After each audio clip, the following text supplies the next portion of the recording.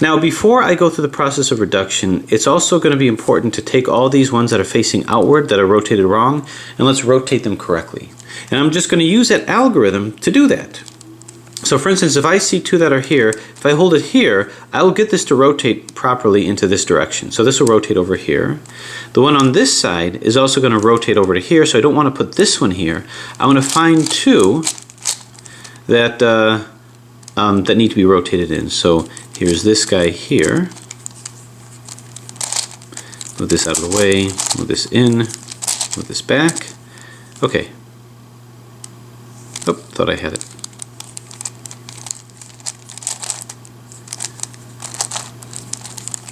Alright, I'm just going to shuffle this around. Okay, so I don't want this in here because it's not going to slide right. I'm just going to put this here just by way of demonstration.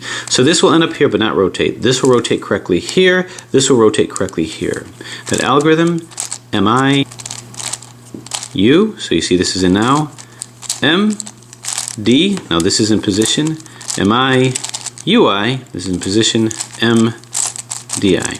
So now these are rotated correctly. And I'm just going to take every opportunity. These need to be rotated, so I can move it in here. Let's move these two. So these are going to be rotated. When I just have one that's up, that's okay. I'll have to deal with that later. So same algorithm. I don't know why I'm having such a hard time positioning. Up, turn, and down, and turn back. Okay. So here are these two. This is okay here. What I can start doing now is I can start pairing up the ones that are rotated wrong. Like this, I just paired these two together. That way I can get them both in. So this will go up to an MI, U, M, D, MI, UI, M, D. Okay, so I think, well, we've got these two pairs here. Here, so this will go here. Same thing. So again, we're not even doing the reduction yet, we're just preparing. We're getting it back into its native shape. Okay, so now we have to start pairing these together. I can easily pair these two. And let's see, I will pair these two. You need two unpaired in order for this to work. Oh, something went wrong.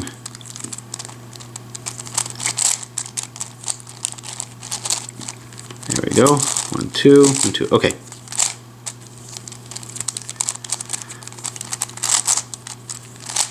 Okay, just setting them up. So I got these that are paired, these that are paired, they're going to rotate correctly now.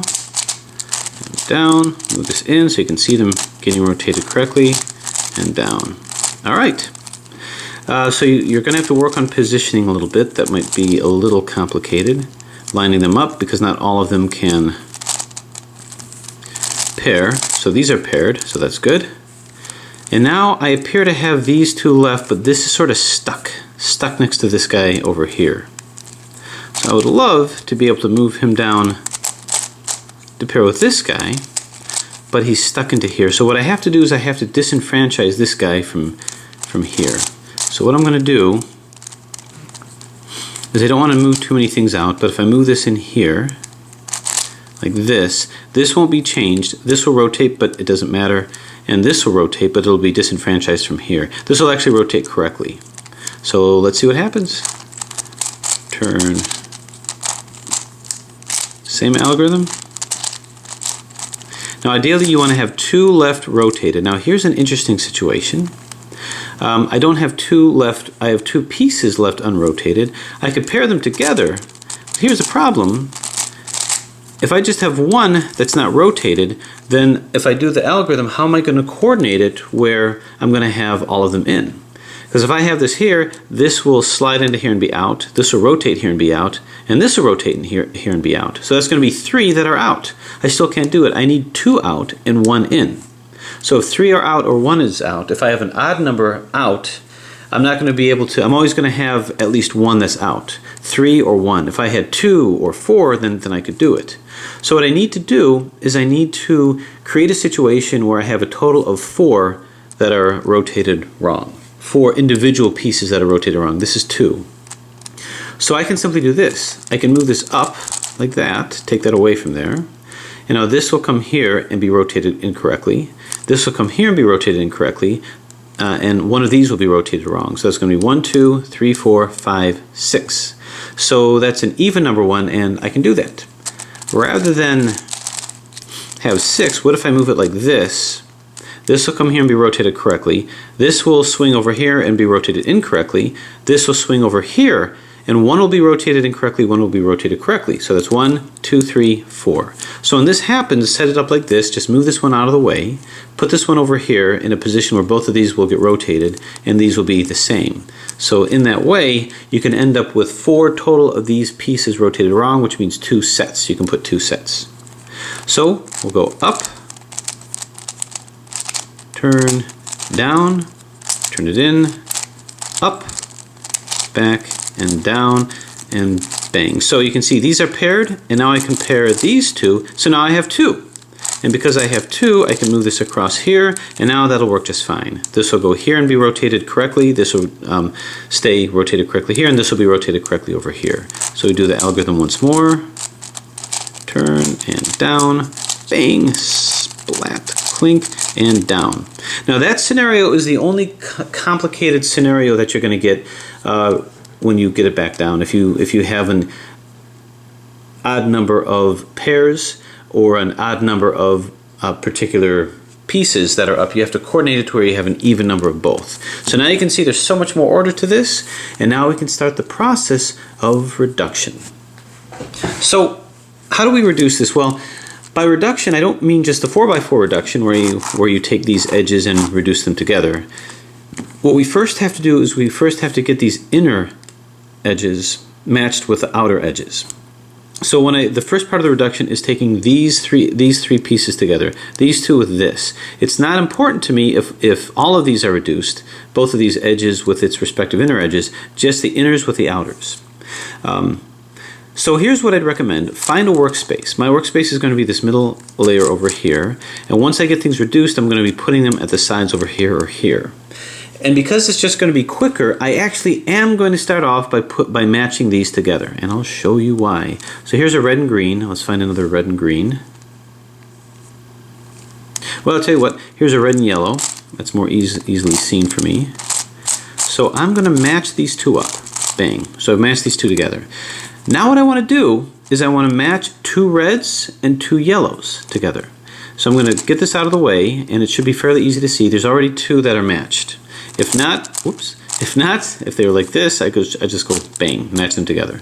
Now that they're there, this is going to be positioned at the top.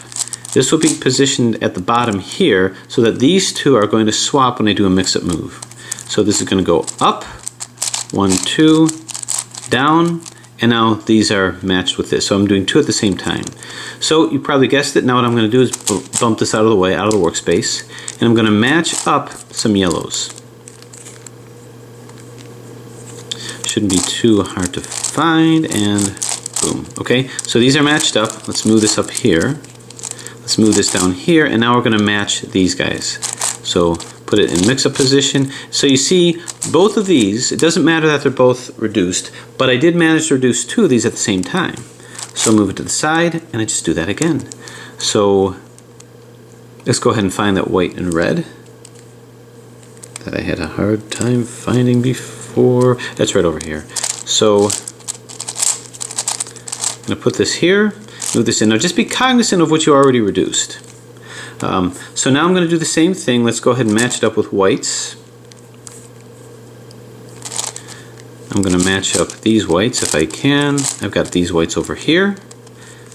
Move this up, move this in, and I'm going to move these whites to here. So it's a very simple, it starts out simple actually, because we've got a lot of space that we can deal with. Get this out of the way, and I'm going to match 2 reds. There should be a lot of reds that I can utilize. There's this red over here.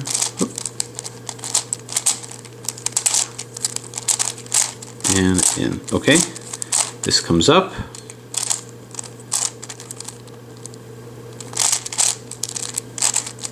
Okay, now notice I did move this to the other side. Doesn't really matter. Now I'm going to put the red one in.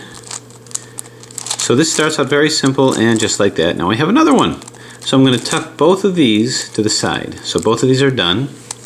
I've already got these matched up, so why don't I go ahead and work on that. I'll go ahead and match up some yellows if I can. Boom. Okay, 2 yellows. Remember, don't lose your perspective. These will come here. Let's just make sure that the 2 that I reduced are not about to be destroyed. This is here, so I got to make sure they're at the workspace over here. And we move it up, double turn, and down, so we're good. Okay, just so that I'm going to move these 2 that are reduced at the same side. Let's get this out of the way, like this. And now we want to match another orange. Easy to do, like so. Move this in, and now let's move this to here with our funny little mix-up move. And done. And just like that, now you've got these. And I'll just move this here. So 1, 2, 3, 4 are in. These 2 are in. I've got 2 more that I can easily fit in the workspace over here. Okay, I've got these 2. I've also got this. Do I have any paired whites or yellows or oranges? And I don't. So we'll just do that. We'll get this one out of the way.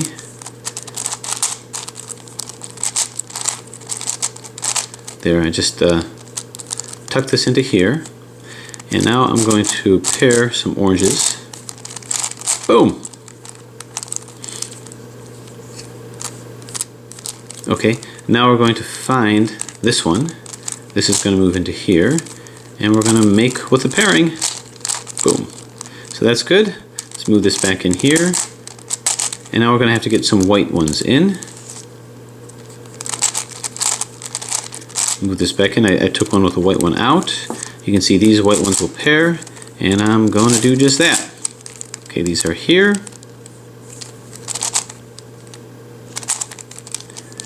Move this over here. I took this out, but we don't worry about that because we know it's not going to be affected. 1, 2, and we have another one reduced. So let's go ahead and continue to move these at the side.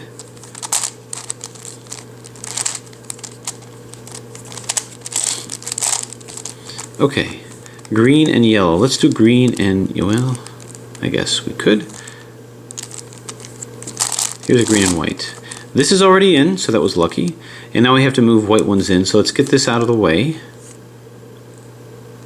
Well, here's what's interesting. These 2 have to be disenfranchised from each other. So I'm going to move this up, and I'm going to do a mix-up move. It's not going to affect this, and go 1, 2. Okay, now with that done, this white can match with this, but I got to get this out of the way first. Substitute it with this piece here. So bump this down, move it in, and bring this in over here. Okay, so these whites are now paired. This belongs here. And this will move into this. Move it up, being cognizant that this is reduced, but it's not going to be affected.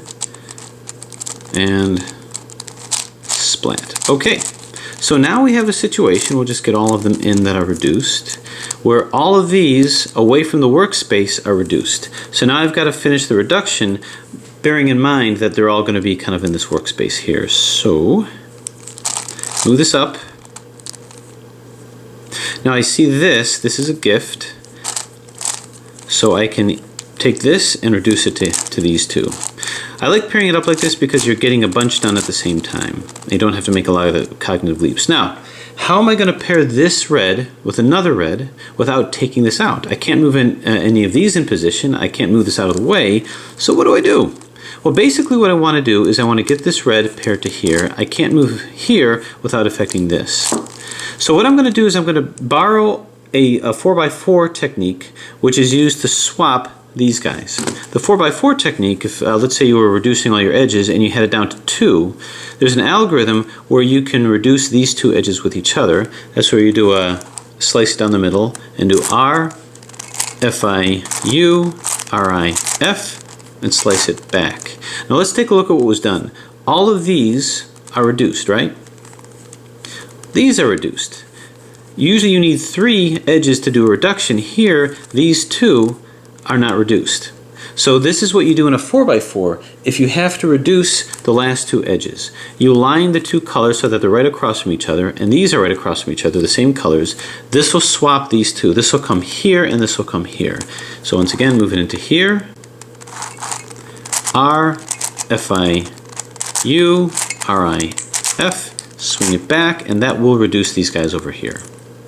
So I'm going to borrow that same concept here. What I need to do is by flip-flopping these two, that won't affect anything here, but it will match these up. And the way that that has to happen is this has to be at the same level as this. This has to be moved up to here. That's what I've got to do. Now, how am I going to do that? Well, it's just a question of positioning. So I'm going to take this over here. And let's see. So I have to find a way to position this to where they're on the same side. So I'm going to move this up, around. Okay, so I like that, but they've got to be on kind of opposite.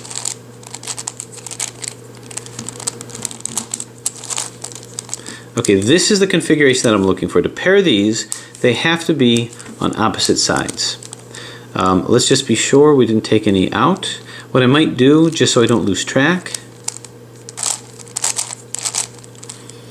Okay, yeah, so everything. Now watch what's going to happen. I need to pair these two. I'm going to do the same algorithm. It won't affect this at all. And I have to remember which ones I'm putting in. Okay, I'm in the process of reducing this one, so I just have to remember that. So I just slice it here, do R, FIU, RIF, slice it back, and look what you did, you paired it. And what I really like about that is it was not a new algorithm. It was simply applying the same concept. So now we can finish the reduction here. This isn't going to be affected, only this and this, so I need not worry. 1, 2, and there's my next one. Okay, so now we inevitably get it down to the last two over here. So how are we going to do this? So what we need to do is we need to coordinate it. My suggestion is to start working on them kind of one at a time. So I see that this is reduced over here. Let's get a green one in. So what that's going to entail is coming across and down here. So this will be fully reduced. So this is going to be green and blue. This is green and blue. So you're actually going to get both of these in because the green and blues are going to match up here. This isn't going to be affected, so we're going to move up, double turn. This green is in, this blue is in, and then move it down. Okay, now we take a look at what we've got, because now what we see is this is fully reduced, this is half reduced, and this isn't reduced at all.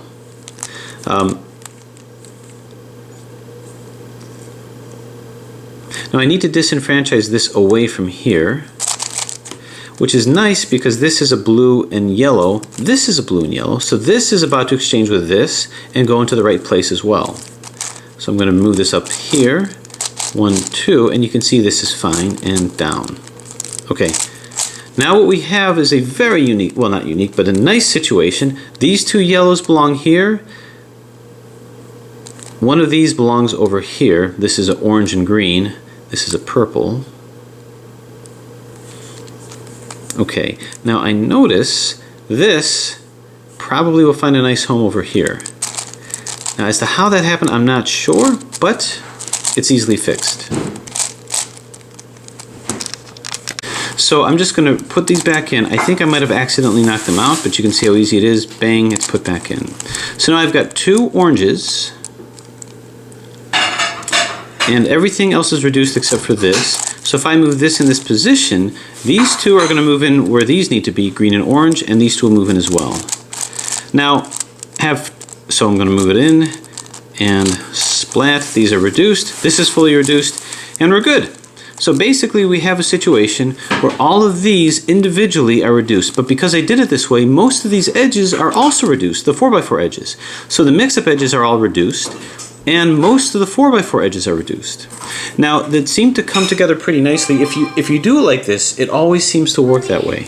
So I always find that this last step comes together really nicely. There's something about how, with the last two, the color sequence is really very simple. If you come across any issues or dilemmas, you can send me a picture, but every time I've done that solve, that last step in reduction just seemed to kind of work out. But the good news is you've actually almost completely reduced all of the edges here. So you can break with tradition and just finish the reduction of your edges before doing the centers.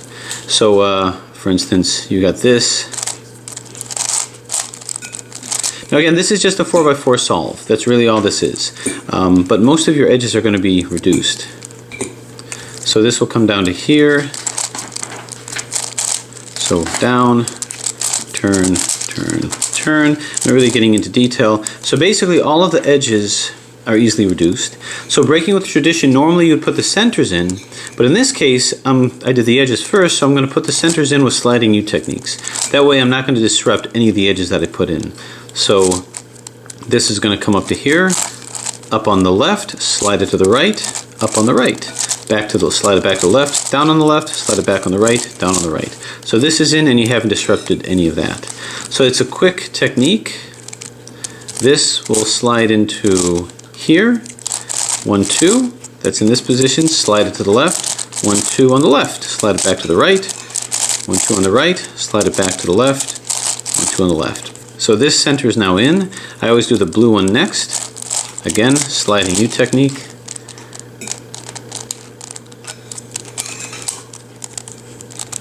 Every so often this gets twisted around. There we go.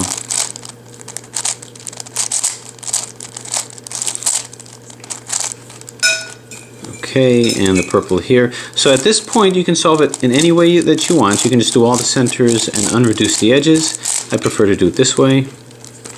And now I'm going to find any center, red, slide it in on the right, or move it in on the right, slide it to the left, up on the left, slide it back to the right, down on the right, slide it back to the left, down on the left. So once again, the mix-up portion of the solve is actually done. This is simply 4x4, but you're going to see how easy it is to do it this way. Okay, letting the corners guide me as to what comes next. Blue, red, this will be white. So we'll just put our whites in.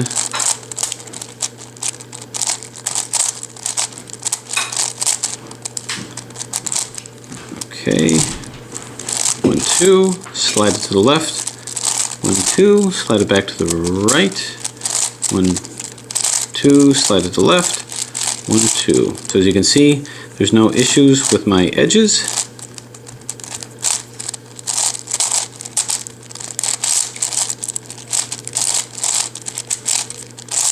And 1, 2.